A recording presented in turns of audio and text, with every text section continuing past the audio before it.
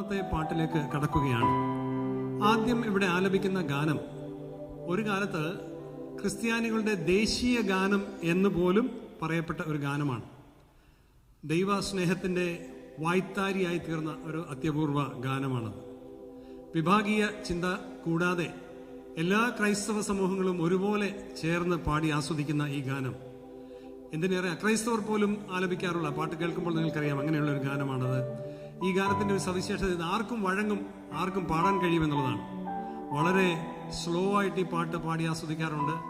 വളരെ ചടുലമായ താളത്തിൽ ഇത് പാടാറുണ്ട്. ഇംഗ്ലീഷ് ഗാനങ്ങളുടെ ശൈലിയിൽ ഇത് പാടാറുണ്ട്.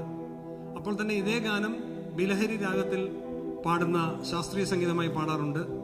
നമ്മുടെ ദുഃഖവേളകളിൽ ഈ പാട്ട് പാടി ആശ്വസിക്കാം. നമ്മുടെ സന്തോഷവേളകളിൽ ഈ പാട്ട് പാടി ഊറ്റം കൊള്ളാം.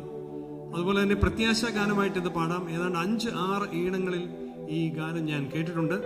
ഇത്തരം ഒരു ഗാനം ഇതിനു മുൻപോ പിൻപോ ക്രൈസ്തവ ഗോളത്തിൽ രചിക്കപ്പെട്ടിട്ടില്ല എന്നുള്ളതാണ് യാഥാർത്ഥ്യം. 1881 ജനിച്ച് 1919 മരിച്ച PV തൊമ്മി എന്ന കുന്നംകുളത്തുകാരനാൽ വിരചിതമായ എന്തതിശയമേ ദൈവത്തിൻ സ്നേഹം എന്ന മനോഹരമായ ഗാനമാണ് ഇത്. മനുഷ്യർക്ക് ദൈവം കൊടുത്തിട്ടുള്ള ഏറ്റവും മികച്ച സമ്മാനം ദൈവ സ്നേഹമാണ്. ആ സ്നേഹത്തിന്റെ പ്രഘോഷണമാണ്, വായ്ത്താരിയാണ് ഈ ഗാനം. ലോകത്തിൽ മുഴുവൻ ഓഫർ ചെയ്യാവുന്ന വീണ്ടെടുപ്പിലൂടെ ദൈവം നമുക്ക് നൽകിയ ആ സ്നേഹത്തിന്റെ പ്രകീർത്തനം ഈ ഗാനത്തിൽ കൂടെ നമുക്ക് കേൾക്കാം. കുന്നംകുളത്തു നിന്നും പുറപ്പെട്ട് ലോക മലയാളി എവിടെയൊക്കെ ഉണ്ടോ അവിടെ എല്ലാം എത്തിച്ചേർന്ന ഈ അനശ്വര ഗാനം ആദ്യം നമുക്ക് കേൾക്കാം. ഗായക സംഘത്തെ ഞാൻ ക്ഷണിക്കുന്നു.